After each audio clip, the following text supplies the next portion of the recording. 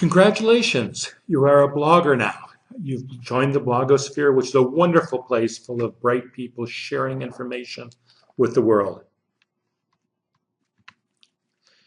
If you are encountering problems right now, they're probably one of two. One, you could be having some blogger's block, just like writer's block. This is something that sets in after you've had some success. You've posted your first two or three or four blogs, used up some of your initial great ideas, and now you think you've used up your best. You're not as excited about some of the topics that you wrote out initially, and you're trying to think of something, a new, good, exciting post for this week, and you're not excited with the ones you still have on your list. The second possibility, or both could be possible, is you're having some concerns about your audience right now. People aren't going to your blog as quickly as you anticipated. You know you got good stuff out there, but you want to share it with more people. So you're concerned with getting more people out there. So it's a good time to talk about our midterm strategy for keeping that blog going, sustaining our momentum. Blogger's block, what do I write this week? Well, let's talk about some content hacks. Here's 3 ideas for you. If you are suffering from an idea this week, choose one of these 3 or 2 of them to jumpstart and keep things going. One is a top 10 list of your passion. Whatever your passion is, if it's bowling or old movies or fishing, there's a top 10 list that pertains to it. Your top 10 old dramas, your top 10 fishing spots in the New River Valley, your top 10 bowling outings ever. So come up with a top 10 list and write it up. If it's in the area of the passion, if you have fishermen who fish the New River also, and you write the 10 best places to fish the New River, they're going to be interested. They're going to want to see your list, see the places they don't know, see if the places they know about are there. You should generate some discussion. What about under the bridge in Radford? That's a great spot. I've been going there for years, or wherever else they might be interested in. So a real winner is a top 10. Second strategy is get personal. Get more personal than any of your blogs you've done before. Tell something about yourself. Ideally, something that relates to your passion. Once again, if you're talking about bowling,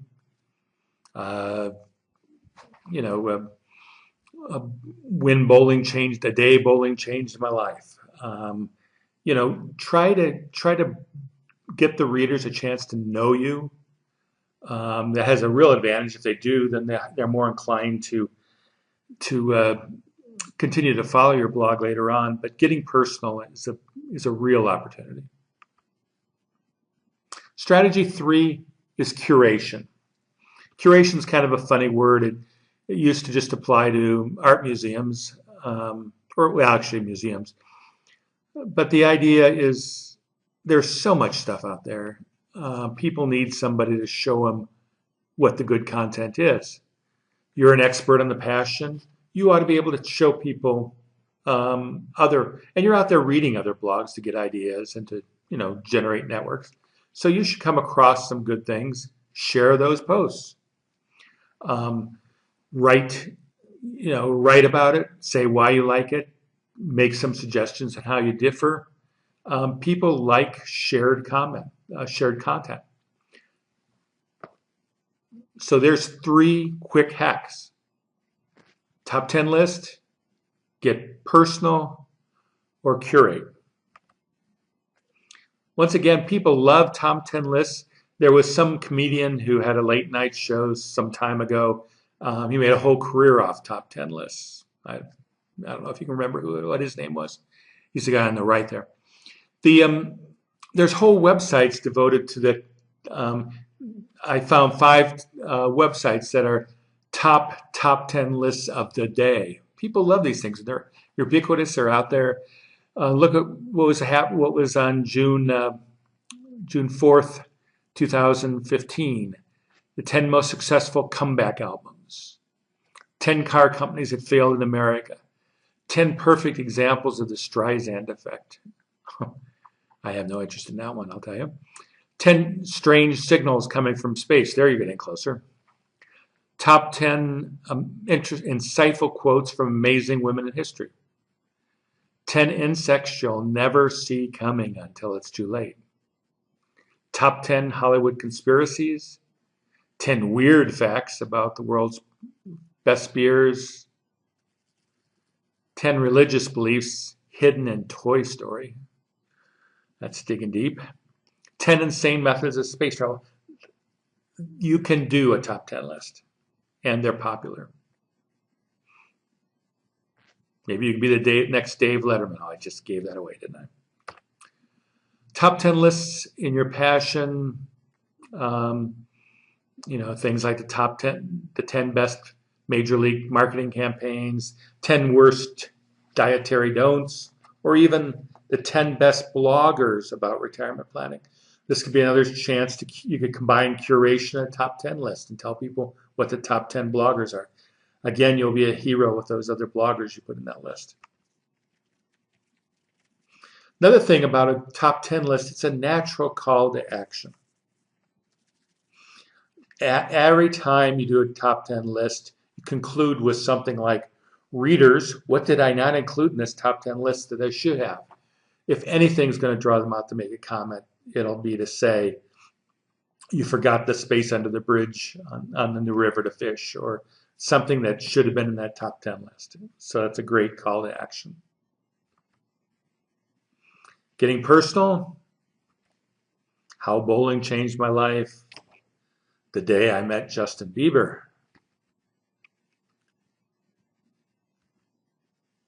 Personal is important. I hope you can kind of come up with something better than this. But I guarantee you, if you did meet Justin, your hits would still soar on your post.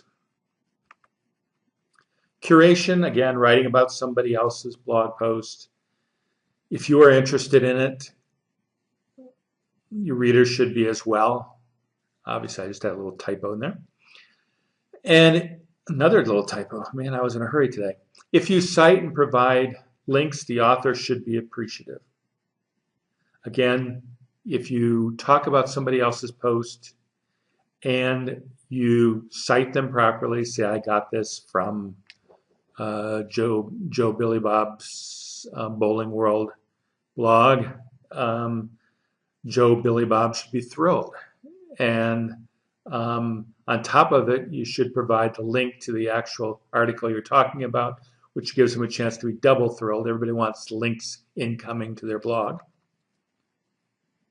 So once again, blogging ideas for when you are stuck. A top 10 list. Free your inner David Letterman. Get personal, share something about yourself, some emotion. Or 3, curate. Share something good out there. 3 good ideas. Why not apply them right now? So for an exercise, think of a possible post for each of the 3 hacks for when you have bloggers post. In other words, think of a top 10 list you could do. Think of a personal one you can do. Think of something you could curate. So think of them, come up with a title for each post, and then discuss it with your group mates. We'll pause. You probably should pause here and do that. I'm sure you took that pause. I'm sure you did the exercise. So now we're ready to move on to the second question. Where's the audience? How do I get noticed? First step, of course, is on social media. That's why you're on 3 different social media, is to get your content out there, get people looking at your rich content on your blog. First thing is, don't be afraid to mention it multiple times. Twitter disappears quickly. You can easily fit 3 tweets the first day of your blog. Let people know it's out there. The next 3 days, each of those days, you can do at least 1 more reminder. And you vary things. It's a different time, different wording slightly, but don't be afraid to get that link out there. Get people trying it. Facebook and LinkedIn, you probably can't do as often as you do Twitter. But even still, the first day you can do twice, and it's next 2 days at least do one. So let people, make sure people, it's your fault if people haven't heard that you've done a cool new blog post. Second thing, of course, is get your network bigger. One thing to do is there are self-help groups for bloggers. Tribber is one. To some extent, our class Facebook group is another. You'll see people posting when they do a new blog post. For goodness sakes, click, see what they're doing. If it's interesting to you, make a comment on it. Share with them. Help your classmates out. They may well help you out as well. Follow other blogs about your passion. Get to know people in the blogosphere for your passion. That can reward you in many ways.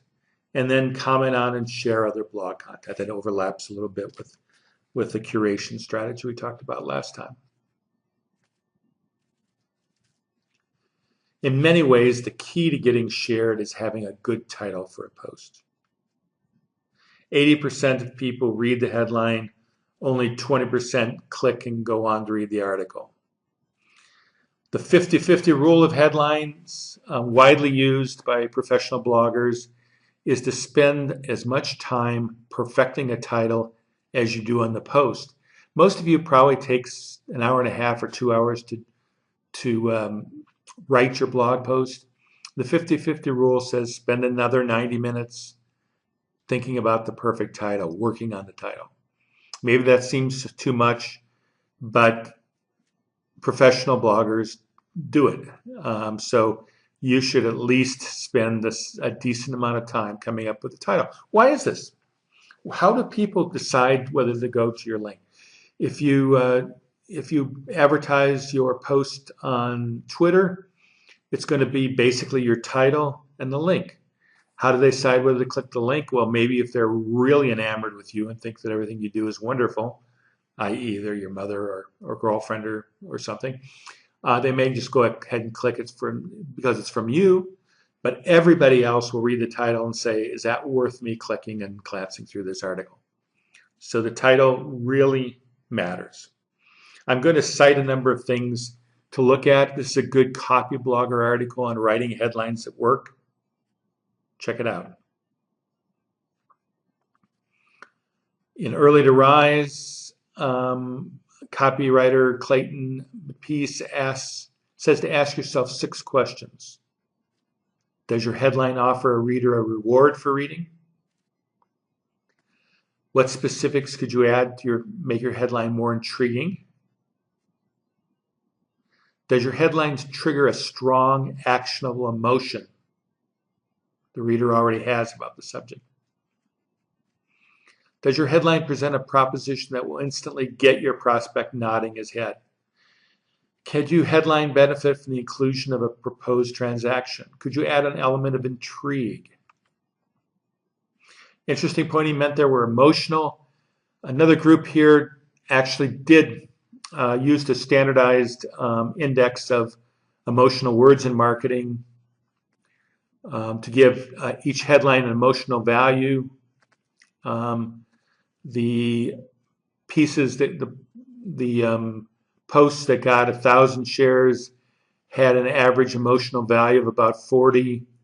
500 shares had an average emotional value in the high 20s. People that posted only got 100 shares were less than 20.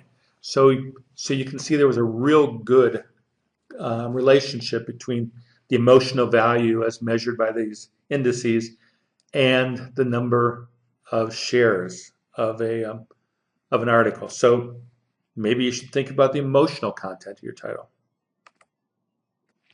Here's the article. CoSchedule. There's actually 2 calculators there. Use either one of them. They vary slightly, but they have similar results. One example is tips for keeping your taxes organized all year round. Sounds like a decent title and describes what's in there, but it only scored 11. That's not a very high value. If you remember, The ones under 20 only got on average about 100 shares. So you want to be higher. You want to get up in that high 20s or higher. So the new headline, super easy ways to keep your taxes organized all year, got a 40. That's up in the real good range. That'll generate a lot of hits. Again, an existing headline, great men are not born great, they grow great. That sounds good to me. That's catchy. And it is decent. It's over 20.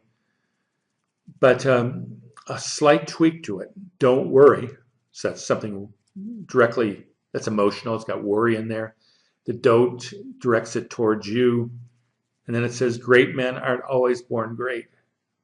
Very close, it sounds, to the first title. But look, the emotional content is 50, a very high value. That should kind of maximize the number of clicks that go, number of people that click the link or go to the article. Read through these, read the article, learn more, use the index. And that leads us to our second exercise of this lesson.